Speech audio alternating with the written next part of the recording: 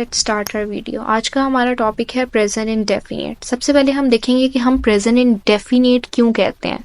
Present मतलब चूँकि हम प्रेजेंट में सेंटेंसेस यूज़ करते हैं जिनके आखिर में ता है, ती है, ते है वगैरह आता है। इंडेफिनिट वो एक्टिविटीज़ या टास्क जो अनडिफाइन होते हैं, जो अनक्लियर होते हैं, और ऐसे काम जो हम रोज़ाना परफॉर्म कर रहे होते हैं, जैसे कि वो खाना खाता है, हर रोज़ खाता है, रूटीन है और प्रेजेंट में है। अगर हम इसके रूल की बात करें तो इसमें सबसे पहले सब्जेक्ट आता है जो कि काम कर रहा होता है, फिर वर्ब आता है जो एक्शन होता है, देन ऑब्जेक्ट आता है जिस पर काम हो रहा होता है। अब सब्जेक्ट क्या होते हैं, टू टाइप्स के हो सकते हैं, सिंगुलर नाउन हो सकते हैं और प्लूरल नाउन हो सकते हैं। सिंगुलर नाउन्स के साथ हम क्या करते हैं, वर्ब की फर्स्ट फॉर्म के साथ एस या ई एस का इजाफा करते हैं। इसे हम एग्जाम्पल से आगे देखेंगे।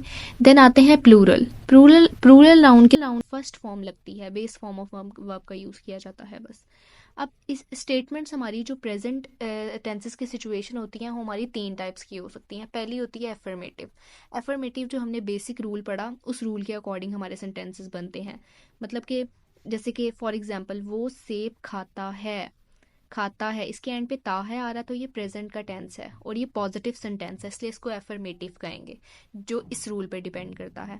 अब इसमें क्या होगा कि ता है, जो सिंगुलर नाउन है वो यूज हुआ है, तो इसमें क्या होगा कि हम पहले ही को चूज कर रहे हैं, वो खाता है, वर्ब की फर्स्ट फॉर्म के साथ एस या एस का इजाफा होगा, इसलिए ईट के साथ हमने एस लगा दिया और आगे ऑब्जेक्ट है हमारा Apple, so he eats Apple. अगर हम यही प्लूरल नाउन के सेंस में देखेंगे जिसमें से फर्स्ट फॉर्म आएगी, वो सेब खाते हैं, दे ईट एप्पल, इसमें हमने एस या ई एस का इजाफा नहीं किया, तो ये एफर्मेटिव टेंसेस होते हैं। नेक्स्ट हम देखते हैं कि नेगेटिव और इंटेरोगेटिव टेंसेस कैसे बनते हैं। अब जो दूसरी टाइप की स्टेटमेंट होती है जो प्रेजेंट टेंस में होती है वो नेगेटिव टाइप की होती है। अब इसका रूल क्या होता है, इसमें सब्जेक्ट आता है प्लस हेल्पिंग वर्ब आता है, इसमें हेल्पिंग वर्ब आ गया। अब इसमें हम सिंगुलर नाउन्स के साथ और प्लूरल नाउन्स के साथ हेल्पिंग वर्ब अलग यूज़ करते हैं। सिंगुलर के साथ डज आता है और प्लूरल के साथ डू आता है।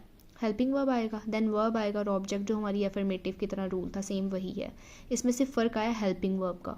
ठीक है, अब इसका सेंटेंस क्या हो सकता है, वो सेब नहीं खाते हैं, नहीं आ गया तो ये नेगेटिव सेंटेंस है, ता है सिंगुलर नाउन है तो ही। अब डज हमारा हेल्पिंग वर्ब यूज़ होता है तो हमने यहाँ पे डज लगा दिया, नॉट नेगेटिव की वजह से ईट। अब वर्ब की फर्स्ट फॉर्म आई है, इसके साथ एस या एस का इजाफा क्यों नहीं हुआ, क्योंकि यहाँ पे डज आ गया है, उसके साथ ऑलरेडी एस या एस का इजाफा हुआ है, इसलिए अब वर्ब की फर्स्ट फॉर्म हम यहाँ पे यूज़ कर रहे हैं। तो he does not eat Apple. अब अगर ये देखें दूसरा सेंटेंस, वो सेब नहीं खाते हैं, ये प्लूरल है, तो दे, जो प्लूरल टेंसेस प्लूरल नाउन्स होते हैं उनके साथ डू आता है, ये देखिए do not eat Apple, same वही टेंस है, वर्ब की फर्स्ट फॉर्म जो हमने पीछे पढ़ी है वही सेम है, लेकिन इसमें डू हेल्पिंग वर्ब आता है। अब अगर हम आगे आएँ, थर्ड टाइप की जो स्टेटमेंट्स होती हैं वो होती हैं इंटेरोगेटिव, जिसमें क्वेश्चन आप पूछते हो, किसी से सवाल पूछते हो, जिसमें क्वेश्चन मार्क आ जाता है। अब इसका रूल क्या होता है कि हेल्पिंग वर्ब स्टार्ट में आ जाता है, देन सब्जेक्ट, देन वर्ब और देन ऑब्जेक्ट। हेल्पिंग वर्ब जैसे हमने सेम पढ़ा, डू या डज सिंगुलर या प्लूरल की बेस पे यूज़ करते हैं।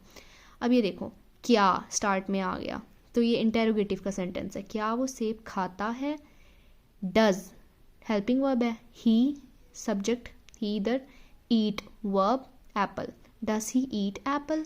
और अगर हम दूसरा सेंटेंस देखें, क्या वो सेब खाते हैं, ज़्यादा हैं, तो डू हेल्पिंग वर्ब आएगा प्लूरल नाउन्स के साथ, डू दे ईट एप्पल।